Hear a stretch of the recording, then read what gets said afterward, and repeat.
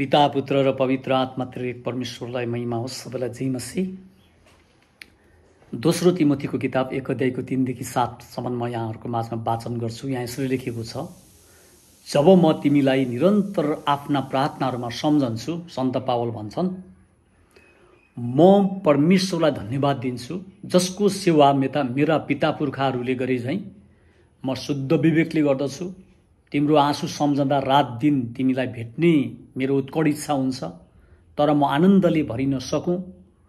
मलाई तिम्रो निष्कपट विश्वासको सम्झना हुन्छ, त्यो विश्वास जो पहिले तिम्री बजै लोइसमामा थियो र तिम्री आमा युनिसमामा, अनि मलाई निश्चय छ त्यो विश्वास तिमीमा पनि रहेको छ।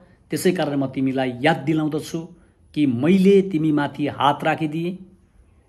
तिमीले पाएका परमेश्वरको वरदानलाई प्रज्वलित राख, किनभने परमेश्वरले हामीलाई डरको आत्मा होइन तर शक्ति, प्रेम र आत्मा संयमको आत्मा दिनुभएको छ भनेर यहाँ लेखेको छ।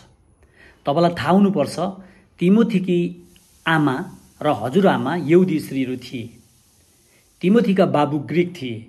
सन्त पावलले तिमोथीलाई शिक्षा दिँदा तिम्रो बाबुमा भएको विश्वास तिमीमा छ भन्नु भएन, तर सन्त पावलले भने तिम्री आमामा भएको निष्कपट विश्वास तिमीमा छ भन्नुभयो। किन भन्नुभयो?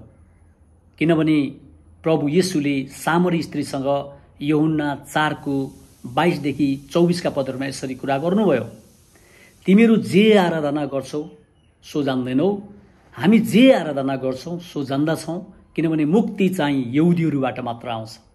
तर बेला आइरहेछ र त्यो बेला अहिले हो जब सच्चा आराधकहरूले पितालाई आत्मा र सत्यतामा आराधना गर्नेछन्, किनकि आराधना गर्ने यस्तै आराधकहरूलाई नै पिताले खोज्नुहुन्छ भनेर त्यहाँ लेखेको छ। परमेश्वर आत्मा हुनुहुन्छ र उहाँका आराधकहरूले आत्मा र सत्यतामा उहाँलाई आराधना गर्नुपर्छ भन्ने कुरा त्यहाँ लेखेको छ। प्रियहरू, हाम्रो विश्वास सुरु गर्ने र अन्त्य गर्ने चाहिँ हाम्रो परमेश्वर हुनुहुन्छ नि। हिब्रूको किताब 12:2 के भन्छ भने, हाम्रो विश्वास सुरु गर्नुहुने र पूरा गर्नुहुने यसुलाई हेरौँ, जसले उहाँको सामुन्ने राखिदिएका आनन्दको निम्ति अपमानलाई केही जस्तो नठानी क्रुसको कष्ट भोग्नुभयो र परमेश्वरको सिंहासनको दाहिनेपट्टि विराजमान हुनुभयो भनेर लेखेको छ।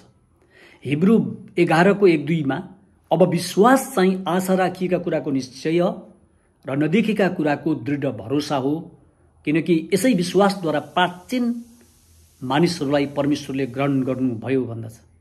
आज हाम्रो विश्वास कस्तो छ? कुन विश्वासमा हामी डोरिँदैछौँ? हामीले हाम्रो विश्वासलाई कहाँ जोडेका छौँ, कहाँ अडियाएका छौँ, हामीले याद गरौँ। परमेश्वरले यहाँहरू सबैलाई आशीर्वाद दिउन्। म यो वचनलाई यहीँ विराम दिन्छु। सबैलाई जय मसीह।